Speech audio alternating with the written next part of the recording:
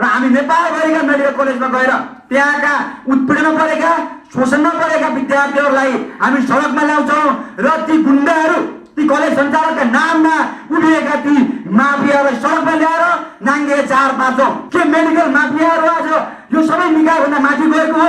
के उहाँहरूले आज नेपालको सबै क्षेत्रलाई हातमा लिन सक्ने उहाँहरूमा त्यो शक्ति आएको हो? के पैसाले मात्रै आज नेपालको सबै तपाईँ शक्ति, सबै यहाँको न्याय, सबै यहाँको पत्रकारिता सबैलाई किन्न सकिन्छ भन्ने यो दम्ब मेडिकल क्षेत्रका माफियाहरू गुण्डाहरूलाई आज लागेको हो? यदि यो हो भने आज हामी यहीँबाट भन्न चाहन्छौँ, हामी यो उनीहरूको दम्ब यो घमण्डलाई हामी सडकबाट चिर्नेछौँ। हामीहरूले चितवन मेडिकल कलेजमा मात्र होइन, हामीले बार बार भनेका छौँ नेपालभरिका मेडिकल कलेजमा जाने हैसियत हाम्रो छ र हामी यो गर्न सक्छौँ। बसरुद्दिन सरले उचालेका ती रडहरू, उहाँका गुण्डाहरू उचालेका ती तपाईँका खाली रक्सीका बोतलहरू, ती भालाहरू हामीमाथि पर्सिन्थे। त्यस कारणले गर्दाखेरि होइन जुन एउटा हिजो अप्रिय घटना हुनबाट जोग्यौँ।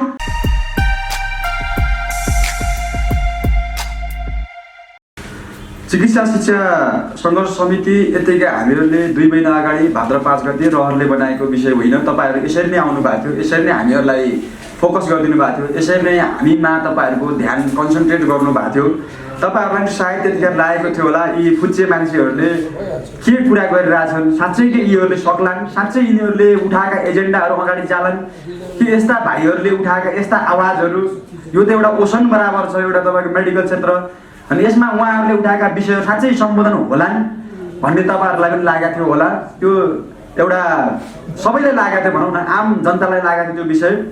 र हामीहरूले आज गर्दै आउँदाखेरि आज हाम्रो सङ्घर्षले हाम्रा सडक तातो सडकमा उठाएका हाम्रा सङ्घर्ष, हाम्रा पीडा र हामीले गरेको दुःखले आज Chitwan medical college, Gandaki medical college, हिजोबाट नेसनल मेडिकल कलेज र त्यसै गरी युनिभर्सल मेडिकल कलेजमा आज मेडिकल मुभमेन्ट सुरु भएको छ।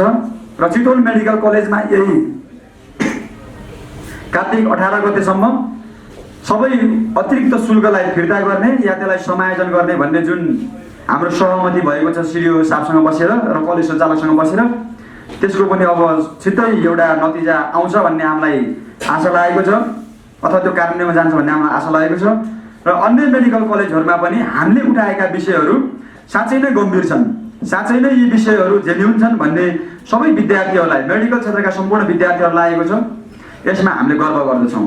हामीले उठाएको विषय हामीले क्लियरली भनेका छौँ कि हामीले सोचेको कुरा राज्यले सोचेको भन्दा फरक कुरा होइन, अनि हामीले भन्न खोजेको कुरा राज्यले भनेको फरक कुरा होइन, हामीले राज्यको वैकल्पिक अर्को योजना ल्याएको कुरा होइन। हामीले भनेको कुरा नेपालको कानुनमा लेखिएको, तपाईँको नेपालको मन्त्रीसभा परिषदले बैठकले तपाईँको निर्णय गरेको कुरा, या तपाईँको नेपालमा मेडिकल क्षेत्र कस्तो हुनुपर्छ, नेपालमा चिकित्सा शिक्षा कस्तो हुनुपर्छ, यसलाई कसरी नियमन गर्नुपर्छ, यसलाई कसरी यहाँनिर इम्प्लिमेन्ट गर्नुपर्छ भन्ने विषयलाई नै आज कार्यान्वयन गर्नुपर्छ भन्दै गर्दाखेरि के आज हामीहरू कुनै मेडिकल कलेजको सञ्चालकबाट कुटिनुपर्छ? के आज हामी कुनै मेडिकल कलेजको सञ्चालकबाट जीव धनको तपाईँको एउटा धम्की आउनुपर्छ हामीहरूलाई? के त्यहाँका विद्यार्थीहरू रातभरि तपाईँको सशस्त्र प्रहरी बलको अगाडि उठिनुपर्छ? के यो राज्यमा आज कुनै न्यायको शासन छैन? के यहाँ आज कुनै न्याय छैन? कुनै यहाँ आज के न्यायको वकालत गर्ने कुनै निकायहरू छैनन्? यहाँ के मानव अधिकार भन्ने कुनै हाम्रो लागि काम गर्ने कुनै सङ्घ संस्थाहरू केही छैनन्? के आज यहाँ पत्रकार भन्ने कुनै हाम्रा साथीहरू हुनुहुन्न? के उहाँहरूले सुन्नुहुन्छ, उहाँहरूले लेख्नुहुन्छ, उहाँहरूले भन्नुहुन्छ, अब उहाँहरूले देख्नुहुन्छ भन्ने के डर सकिएको माफियाहरूलाई? के मेडिकल माफियाहरू आज यो सबै निकायभन्दा माथि गएको हो? के उहाँहरूले आज नेपालको सबै क्षेत्रलाई हातमा लिन सक्ने उहाँहरूमा त्यो शक्ति आएको हो? के पैसाले मात्रै आज नेपालको सबै तपाईँ शक्ति, सबै यहाँको न्याय, सबै यहाँको पत्रकारिता सबैलाई किन्न सकिन्छ भन्ने यो दम्ब मेडिकल क्षेत्रका माफियाहरू गुण्डाहरूलाई आज लागेको हो? यदि यो हो भने आज हामी यहीँबाट भन्न चाहन्छौँ, हामी यो उनीहरूको दम्ब यो घमण्डलाई हामी सडकबाट चिर्नेछौँ। हामीहरूले चितवन मेडिकल कलेजमा मात्र होइन, हामीले बार बार भनेका छौँ नेपालभरिका मेडिकल कलेजमा जाने हैसियत हाम्रो छ र हामी यो गर्न सक्छौँ।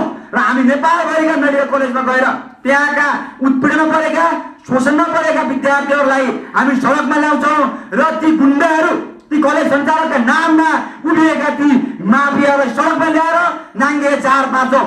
यदि होइन भने यदि नेपालमा कानुनको राज छ भने अझै पनि नेपालमा पत्रकारितादेखि नेपालका बदमाशहरू, नेपालका मेडिकल माफियाहरू, नेपालका मेडिकल गुण्डाहरू डराउँछन् भने आजैबाट पत्रकार साथीहरूले पनि हिजो जस्तै फेरि पनि तपाईँहरूले कलम चलाइदिनुहोस्।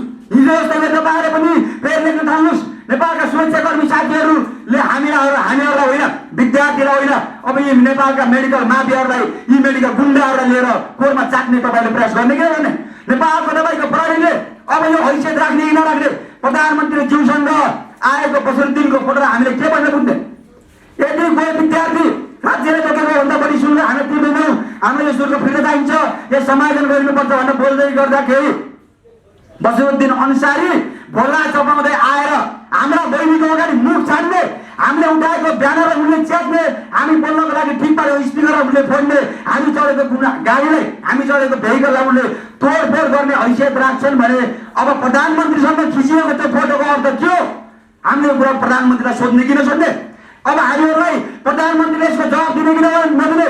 सम्माननीय प्रधानमन्त्रीज्यूलाई हामी यहीबाट यो विनम्रताका साथ यो प्रश्न गर्न चाहन्छौँ, त्यो फोटोको अर्थ कृपया हामीलाई पुऱ्याइदिनुहोस्।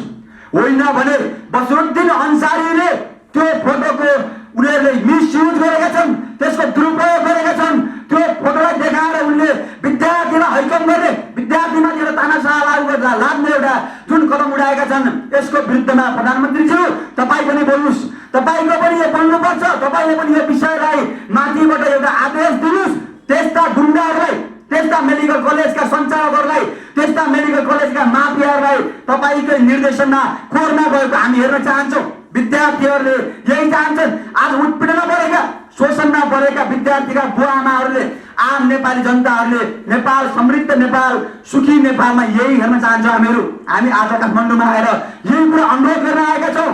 हिजो भएको नेसनल मेडिकल कलेजमा जुन एउटा तपाईँको एउटा विकृत रूप देखियो, गुण्डागर्दीको एउटा हदभन्दा बाहिरको जुन एउटा दृश्य देख्यौँ हामीहरूले, इन्डियाको छक्कैयाबाट नेपालमा झिकाउँछन् उनीहरू गुण्डाहरूलाई। उनीहरूले खुलेआम दिन दहाडै अस्पतालको अगाडि आफ्ना विद्यार्थीलाई कुट्नको लागि भाला, रड र बियरको खाली बोतल लिएर आउँछन्। यसलाई हामीहरूले के भन्ने? यो आजसम्म हामीहरूले एउटा मुभीमा मात्रै देखेका थियौँ, चलचित्रमा मात्रै देखेका थियौँ, तर वास्तविक यो रूप आज हामीहरूले नेसनल मेडिकल कलेजको, नेपालभरिका मेडिकल कलेजका अध्यक्ष बसरुद्दिन अन्सारीको अगाडि उनकै प्रत्यक्ष संलग्नतामा नेसनल मेडिकल कलेजको प्राङ्गणमा देखेका छौँ। यसलाई हामीले कसरी बुझ्ने? प्रधानमन्त्रीज्यू तपाईँसँग आएको फोटोको दुरुपयोग भएको छ, हामीले बार बार यो भनिरहेका छौँ। यसलाई तपाईँले बेलैमा खोज गर्नुहोस्, बेलैमा यसलाई नियन्त्रणमा लिनुहोस्। तपाईँले सोचेको नेपालको मेडिकल हब बनाउँछु भन्ने कुरा के आज यी मेडिकल माफियाहरूले सम्भव हुन देलान्? के आज यी मेडिकल गुण्डाहरूले तपाईँले सोचेको सगरमाथाको काठमा बसेर नेपालमा तपाईँको खैरीहरू आएर, विदेशीहरू आएर उपचार गर्ने, म मेरो देशलाई बनाउँछु भन्ने सोच्नु भएको कुरा के यी मेडिकल माफिया, मेडिकल गुण्डाहरूले सम्भव हुन दिन्छन्? आज के यी मेडिकल गुण्डाहरूले तपाईँको कुरालाई, तपाईँको सपनालाई साकार पार्न दिन्छन्? यदि त्यसो दिँदैनन् भने तपाईँले यिनीहरूलाई खोरमा ल्याएर हाल्न किन सक्यो?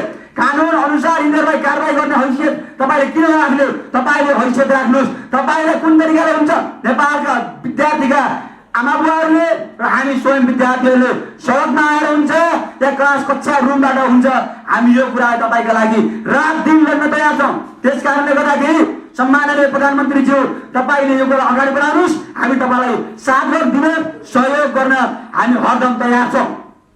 सँगै अन्सारीले जुन भन्नुभएको छ, चितवन मेडिकल कलेज से जो लोग आए उनका इधर से जिंदा लाश जाएगा भनेर उहाँले जुन भन्नुभएको छ र हामी चढेको गाडीमा जुन तरिका तोडफोड गर्नुभएको छ, यसको हामीहरूलाई अन्सारीकै मुखबाट सही जवाब चाहिन्छ। उहाँले बनावटी कुरा गरेर हुँदैन। हिजोका केही मिडियाहरूमा भने जस्तो उहाँहरूको बनावटी जवाब चाहिँदैन हामीहरूलाई। त्यहीका विद्यार्थी, यो हामीहरूलाई भन्नको लागि होइन, त्यहीका विद्यार्थीहरूलाई उहाँले 1:30 बजे राति तपाईँ यो गेटमा अगाडि आएर सशस्त्र प्रहरीको बलको अगाडि जुन हिसाबले उहाँले हातपात गर्नुभएको छ, यसको जवाब ती विद्यार्थीलाई चाहिन्छ र हामीलाई चाहिन्छ। उहाँले यो अन्सारीले यो कुरा भन्न सक्नुपर्छ। उहाँले जे घमण्ड गर्नुभएको छ पैसा छ भन्दैमा, अथवा हामीले बाहिर सुने अनुसार बाहिरको कुनै तपाईँको कुनै शक्तिको तपाईँ उहाँलाई साथ छ भन्दैमा, त्यसले उहाँलाई समर्थन गरेको छ भन्दैमा उहाँको जुन मनमा घमण्ड छ, हामी यहीँबाट चेतावनी दिन चाहन्छौँ। त्यस्ता घमण्ड हामीहरू बुटको त धुलो बराबर पनि छैन। हामी त्यसलाई सडकबाट एप्रोन लगाएर शान्तिपूर्ण आन्दोलनबाट हामी खारेज गर्न चाहन्छौँ र त्यस्ता घमण्डहरूलाई हामी कुल्चेर त्यसलाई खरानी बनाउन सक्छौँ। हामीले भन्न चाहन्छौँ यो कुरा बसरुद्दिन अन्सारीले गम्भीरताका साथ लिनुस्, त्यो घमण्डलाई त्याग्नुस् र नेपाल सरकारले, नेपालको राज्यले तोके अनुसारको मेडिकल फी तपाईले लिनुस् र बढी लिनु भएको छ भने त्यसलाई अध्यक्षको हैसियतले सबैभन्दा अगाडि त्यसलाई फिर्ता गर्नुस् या त्यसलाई समायोजन गर्नुस्। उहाँले के छ भन्नुभएको छ भन्दाखेरि मैले यसलाई फिर्ता गरिहालेँ भने होइन अरू मेडिकल कलेजले फिर्ता गर्नुपर्छ, त्यस कारणले गर्दाखेरि म फिर्ता गर्दैन भन्नुभएको छ। यो जतिको गैर जिम्मेवारपूर्ण उत्तर के हुन सक्छ, यो जतिको गैर जिम्मेवारपूर्ण उहाँको भाषा के हुन सक्छ। त्यस कारणले गर्दाखेरि नेपालका कानुनमा न्यायालयका सबै पक्षधरहरूलाई न्यायका लागि लड्ने सबै साथीहरूलाई हामी विनम्रताका साथ अनुरोध गर्न चाहन्छौँ। सरकार वा निकाय सबै साथीहरूलाई हामी हार्दिकताका साथ अनुरोध गर्न चाहन्छौँ। नेपालमा रहेको राष्ट्रिय मानव अधिकार कर्मीहरूलाई पनि हामी आग्रह गर्न चाहन्छौँ, हिजोको घटनाको विषयमा गम्भीरताका साथ छानबिन गरियोस्। हिजो जुन तरिकाले केही उनीहरूका बसरुद्दिन अन्सारीका नजिकका केही सिनियर विद्यार्थी भन्ने छ, उनीहरू र बारीबाट बोलाइएका जुन गुण्डाहरू छन् उनीहरूको प्रत्यक्ष संलग्नतामा छतमा लिएर 10:30 बजे विद्यार्थीलाई निर्घात कुटपिट गरिएको छ। त्यसपछि विद्यार्थीलाई त्यहाँनिर तपाईँको सशस्त्र प्रहरी बलले जबरजस्ती होस्टेलभित्र छिरेको छ र सशस्त्र प्रहरी बलले उद्धार गरिसके पछाडि उहाँहरू तल गेटमा आएर गेटभित्रै उहाँहरू धर्ना बसिसके पछाडि नियरली रातिको 1:30 बजे बसरुद्दिन अन्सारी आफै आएर सशस्त्र प्रहरी बलको अगाडि नै उहाँले हातपात गर्नु भएको छ। यसको विषयमा सही तरिकाले छानबिन होस् र यदि बसरुद्दिन अन्सारीलाई नेपालको सही न्यायालय सही छ भने त्यसलाई तपाईँ दोषी ठहर गर्दै कानुन अनुसारको कारबाही होस्। र यसमा आज हामी फेरि पनि अनुरोध गर्न चाहन्छौँ, सम्माननीय प्रधानमन्त्री ज्यूको नै अग्रसरतामा यो होस्। नेपालमा समृद्ध नेपाल र सुखी नेपालीले आज यही हेर्न चाहेका छन्, हामी यही चाहन्छौँ र यो होस् भन्ने हाम्रो अनुरोध छ। र यही भन्दै हाम्रा त्यो फोटोको जुन विषय आएको छ त्यसले साँच्चै नै आज नेसनल मेडिकल कलेजका विद्यार्थी भाइहरूलाई साँच्चै छोडेको छ। आज तपाईँले त्यही फोटो देखेर आज प्रधानमन्त्रीसँग पनि डराउने दिन आएको छ आज। अनि त्यहीका विद्यार्थी भाइ बहिनीहरू साँच्चै तपाईँको त्यो अन्सारीको फोटो र प्रधानमन्त्रीको फोटो सँगै आउँदाखेरि आज त्यहीका भाइ बहिनीहरू नेपालको सम्माननीय प्रधानमन्त्री ज्यूसँग के डराउनु पर्ने स्थिति बन्या हो। अनि के आज प्रधानमन्त्रीको कार्यालयले त्यो फोटोको विषयमा एउटा स्टेटमेन्ट दिन नसक्ने हो? अनि हाम्रो अनुरोध छ यसलाई क्लियर गर्नुपर्छ र प्रधानमन्त्रीको कार्यालयले यो विषयलाई धेरै भ्रममा नराखोस् र यसलाई क्लियर गर्दै जाओस् र विद्यार्थी भाइ बहिनीहरूलाई स्पष्ट पारोस् र नेपालमा कानुनको राज छ र नेपालमा विद्यार्थीहरूले न्याय पाउँछन् भन्ने कुरालाई ढुक्कता दियोस्। र हामीले भनेको कुरा अहिले यस्तो खालको माहौलमा विद्यार्थी भाइ बहिनीहरूले नै हामी एक्जाम दिन सक्दैनौँ। अहिले पहिला हाम्रो एजेन्डाहरू, हाम्रो मागहरू सम्बोधन हुनुपर्छ र सम्बोधन नभएसम्म हामी सङ्घर्ष गर्छौँ र सङ्घर्षका दौरान हामीहरूले पढ्न पाएका छैनौँ। विगत 2 महिनादेखि एकाडेमिक क्यालेन्डर बिग्रिएको छ, त्यसमा ह्याम्पर भएको छ। त्यस कारणले गर्दाखेरि अहिलेको बोर्ड एक्जाम हामी दिन सक्दैनौँ। डिन कार्यालयलाई हामीले चिठी लेख्यौँ, हामीहरू विद्यार्थीहरूले साइन गर्न सबैको नाम पठाउनु भएको छ। युसिएमएस, एनएमसी, सिएमसी, जेएमसी र जिएमसीबाट जुन उहाँहरूले हस्ताक्षर सहितको पत्रहरू पठाउनु भएको छ इक्जाम सार्न र यसलाई एकाडेमिक क्यालेन्डर नबिग्रिने गरी पछाडिको छुट्टी काटेर हाम्रो सबै क्यालेन्डरलाई मेन्टेन गर्दै परीक्षालाई पछाडि सार्न भनेर पत्रचार गरिएको छ। तर डिन कार्यालयलाई नै, डिन स्वयंलाई नै तपाईँको बसरुद्दिन अन्सारीले नै त्यहाँको विद्यार्थीलाई भनेका छन् कि यो पत्रको इक्जाम कुनै पनि हालतमा नसार्नु भनेर मैले डिनलाई नै भनेको छु, मैले डिनलाई नै धम्की दिएको छु भनेर स्वयं अन्सारी सरले नै भन्नुभएको छ त्यहीका विद्यार्थीहरूसँग। त्यस कारणले गर्दाखेरि डिनले चाहिँ डिन प्रोफेसर डाक्टर जगदीशचन्द्र अग्रवालले यो आज यो विद्यार्थी यता देशैभरिबाट आन्दोलनरत विद्यार्थीहरूले हातले साथ गरेको अनुरोधलाई उहाँले टेर पुच्छर राख्नु भएको छैन, उहाँले ठाडो उल्लङ्घन गर्नु भएको छ। र विद्यार्थी मैत्री शैक्षिक कार्यक्रम बनाउने भन्दा पनि माफिया मैत्री तपाईँ जुन शैक्षिक कार्यक्रमलाई उहाँले ध्यान दिइराख्नु भएको छ, जुन एकाडेमिक क्यालेन्डर लागू गर्न खोज्नु भएको छ, त्यसलाई यदि विद्यार्थी मैत्री शैक्षिक कार्यक्रममा हाम्रो डिन नजाने हो भने डिनले गरेका निर्णयहरूलाई पनि हामीले मान्नुपर्छ, त्यसलाई मानिदिनुपर्छ, त्यसलाई ग्रहण गरिदिनुपर्छ भन्ने कुनै आवश्यक छैन र कुनै हामीले त्यो गर्नुपर्छ भन्ने दरकार छैन। हामी त्यो निर्णयलाई खारेज गर्छौँ।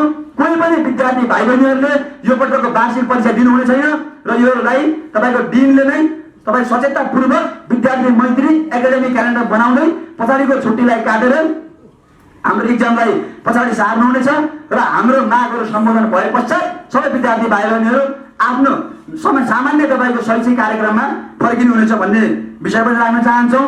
सँगसँगै हामीले गरेका सहमतिहरू छन्, ती सहमतिहरू पनि छिटै कार्यान्वयन हुनेछन्। सिएमसीको हकमा अघि मैले अघि पनि भने कार्तिक 18 गतेसम्म सबै पैसा नियरली 56 करोड रुपियाँ चाहिँ तपाईँको समायोजनमा जाने र त्यहीबाट 35 करोड रुपियाँ जति चाहिँ तपाईँको फिर्ता हुने जुन सहमति भएको छ त्यो अनुसार कार्तिक 18 गतेसम्म त्यही प्रक्रियामा अगाडि जानेछ र यदि त्यसो नभएमा हामी फेरि पनि तपाईँको सडक सङ्घर्षमा आउनेछौँ।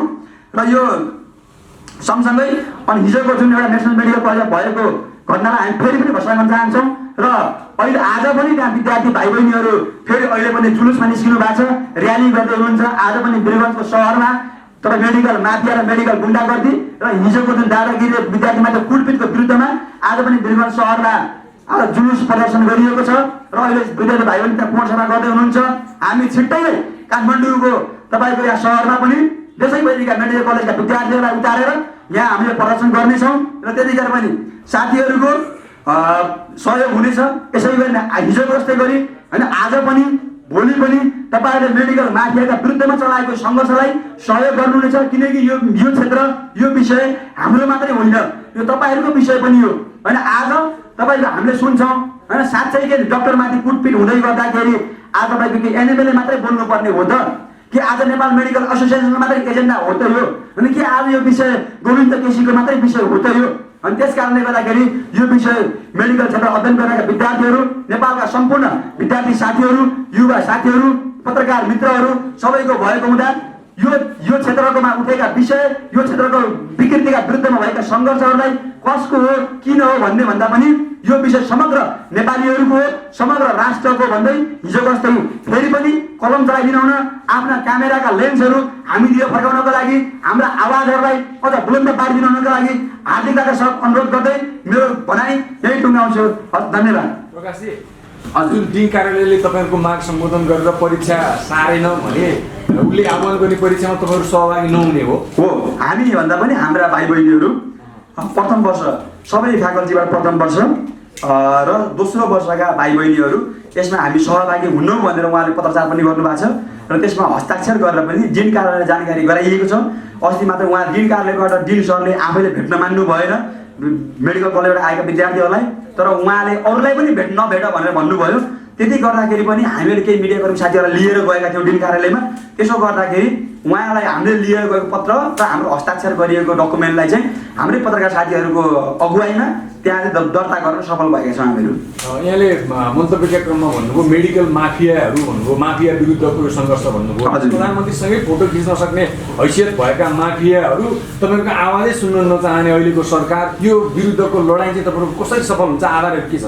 यस्तो छ हेर्नुहोस्, हामी पहिलो कुरा त हामी निस्वार्थ छौँ, हामीसँग सही एजेन्डाहरू छन् होइन। माफिया भने यही त हो होइन। माफिया भनेको तपाईँको यही सडकदेखि सदनसम्म उनीहरूको क्याप्चर हुन्छ।